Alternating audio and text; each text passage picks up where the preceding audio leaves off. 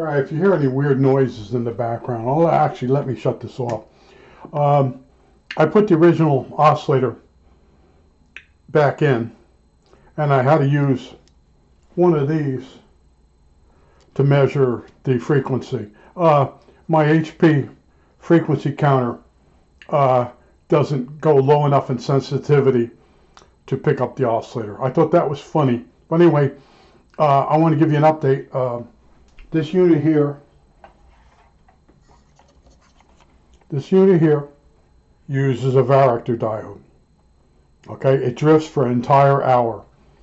My original oscillator, which I suspected was better, using a tuning capacitor, a regular one with the plates, settles down like right away. Okay, so a Varactor diode, like one that's like 400 picofarads, you don't want to use it on an oscillator circuit, unless it's in the case of maybe you're trying to make just a test signal. Okay, but what happened over the years, you constantly read on the different forums that the person says, I can't find a variable capacitor, the ones with the plates, and someone will tell, just use a Varactor. And I remember the Varactor tuner I had. It was a standard radio tuner for FM radio, and it had like 6 Varactors across it, and you could select each one with a separate pot. And it was a push button FM stereo radio. It was a piece of shit. And if you didn't push the button all the way in, the Varactor would drift, because the Varactor didn't have, its voltage would get disconnected. It would start to go up and down the FM band, like it would start scanning by itself. I never really liked Varactor diodes, but so many people on the internet shoot from the hip, and when someone asks about a tuning capacitor with the plates, they immediately say, use a Varactor. So now we know that a Varactor, even in an Altoid's case, so it stays within a certain temperature range, continues to drift for an hour, very, very violently in the beginning, and then it starts to slow down. Where a regular Franklin oscillator, it does drift a little, okay, but not as bad as using a variable capacitor with plates. It does drift a little bit, and it does settle down after a certain period of time if it's in a box and the temperature stays stable. So I went through the extra motion because I want to know what oscillator I want to use with the next radio I build, if I do build the next radio. But I thought it would be really nice to have a little portable radio that I could just tune the frequency real fast and not have the as you're turning the wheel. You know, my favorite radio is a DX390. It's right here alongside. I used it twice already today. Here it is. I use this all the time to check to see if an oscillator is oscillating and what frequency it's oscillating on. And that's at some point I did buy these things. Let's see if it's in the frame.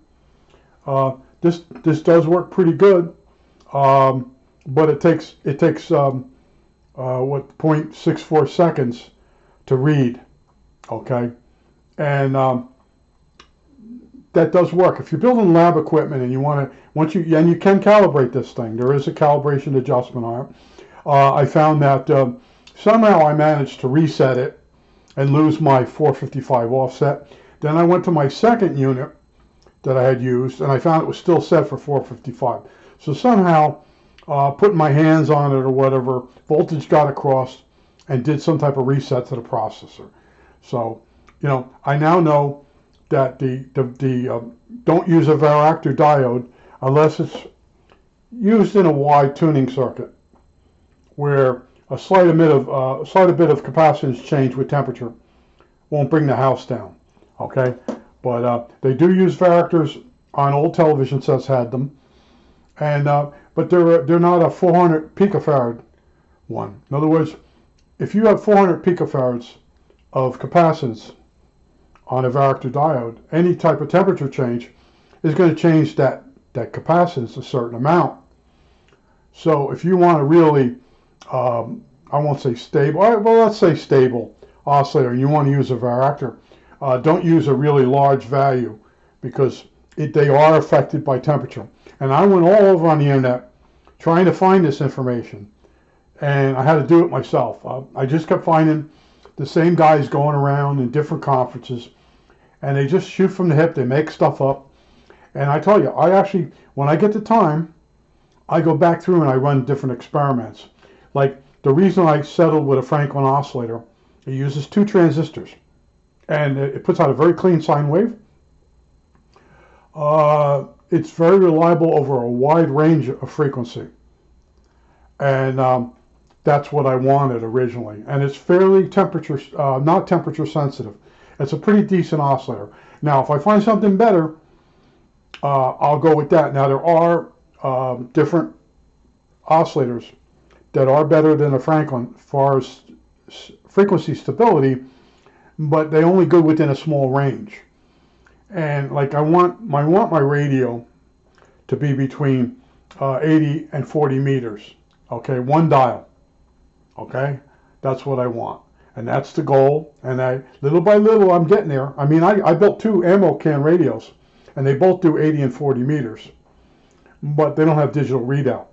So it would be possible to maybe cut a hole in one of my other ones and put one of these frequency counters in there.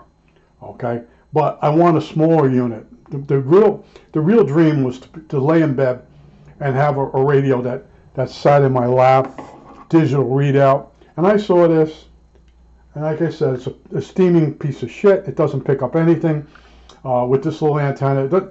It's not as sensitive as most shortwave radios. It picks itself up better than it picks up anything else.